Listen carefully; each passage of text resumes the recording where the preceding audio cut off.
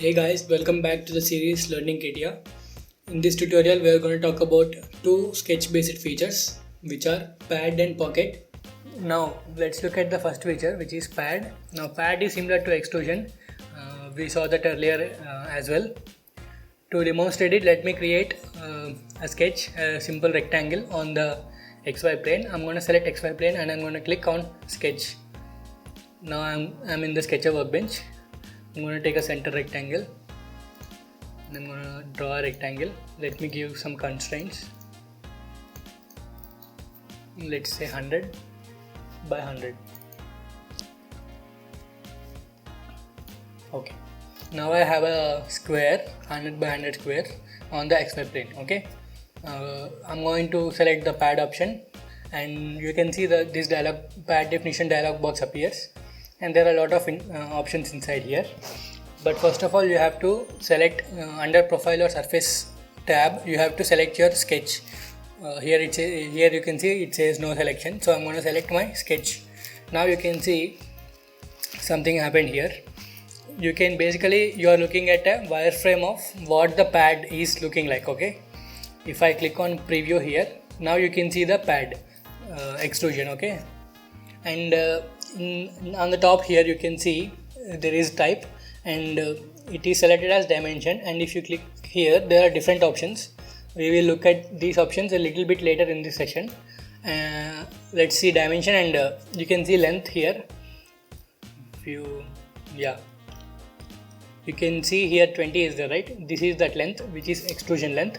You can change it here, let's say 50, and you can click on preview and it changed it to 50, right?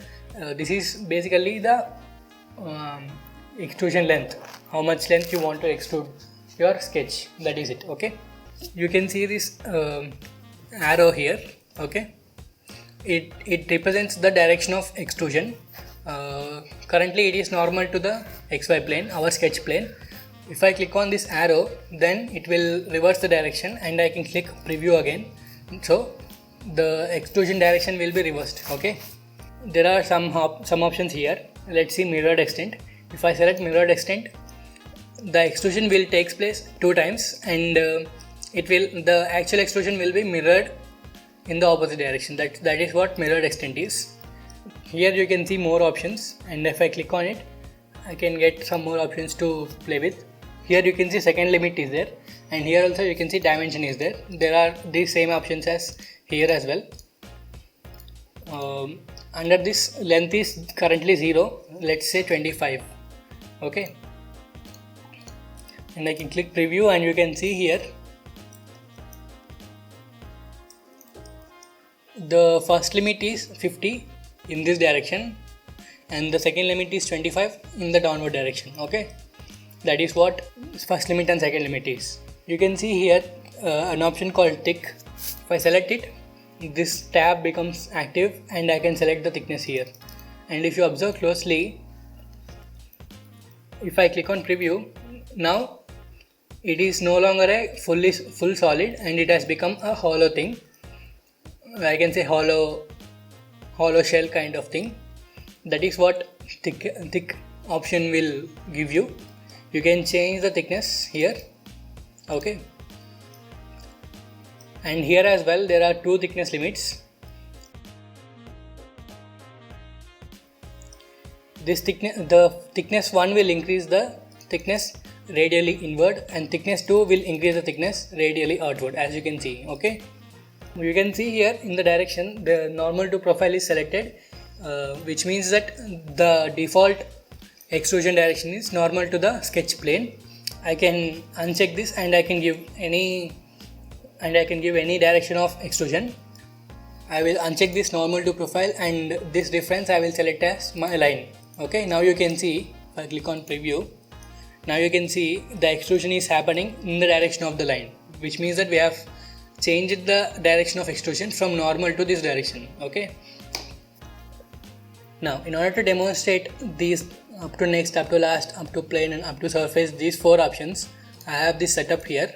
Okay, basically I created 3 new planes, and in those 2 planes I have created a square plates of thickness 5 mm and in the third plane I have created a sketch, a circle sketch. Okay, now let's see what these options will do. I'm going to select under profile surface tab, I'm going to select the circle as my sketch. Okay, and in the type I'm going to select up to next. Observe what happens when I click up to next, and I can click preview again. You can see what up to next does is it will extrude the element, our sketch, up to the first limit it will encounter in the sketch in the extrusion direction. Here that first limit is this surface, so the extrusion happened up to only this surface. That is what up to next, and you can select up to last as well. Now I can click preview. Similarly to up to next, the up to last is it will extrude the sketch until the last element it will encounter in the direction of its extrusion. Okay, now up to plane, you can see here limit is coming. You can select any plane and it will extrude the sketch until the plane you selected. Okay, and up to surface is you can select any surface and the sketch will be extruded up to that, up to the selected surface. That is what up to surface is. Let's look at the pocket option. I have a cube here and I want to cut a hole through this cube. For this I will make a sketch like this.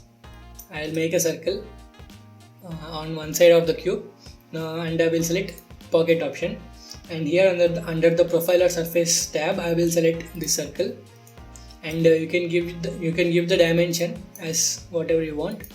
For example, I gave 100 here, and if I click preview, the cube will be cut. You can choose it to be thick profile as well. You can click preview, and there is mirrored extent also, which will extrude in the direction of extrusion and opposite direction as well. And there is second limit also here. You can give like say 25 mm, and it will extrude 25 mm in the opposite direction. There are similar options to that of pad here. You can check them out.